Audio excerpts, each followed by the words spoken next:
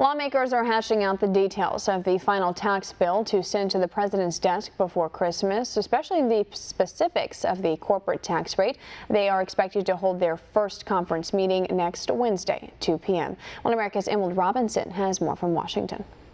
As the House and Senate looks to reconcile their two different tax bills, there's some talk on Capitol Hill that lawmakers are considering a 22% corporate tax rate rather than that 20% rate that has so far been marketed as the backbone of this tax overhaul plan.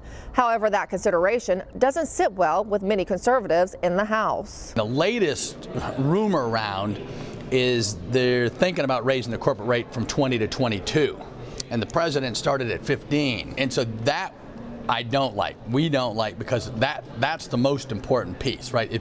If you get that corporate rate down significantly, you're going to see robust growth break out. Obviously, we want the reconciled bill to have the lowest, most competitive corporate rate that we can for our country. That's one of the driving things behind tax reform, is to create a more globally competitive business income tax. Representative Dave Brat says that the reconciliation process overall is going well, except for the problems with the corporate tax rate. The reconciliation's going pretty well. I mean, there's no real bombs, right? But there's a few major pieces. The one is the Senate side delays the tax reductions for a year on the corporate side, and that's a big problem. Representative French Hill agrees with Congressman Brat that a tax overhaul to promote growth relies on an immediate and significant cut in the corporate tax rate. As a business person, before I was in Congress, I'd like permanence. I'd like the rate cut sooner rather than later and not have a delay. I think we get the maximum benefits of the investment effects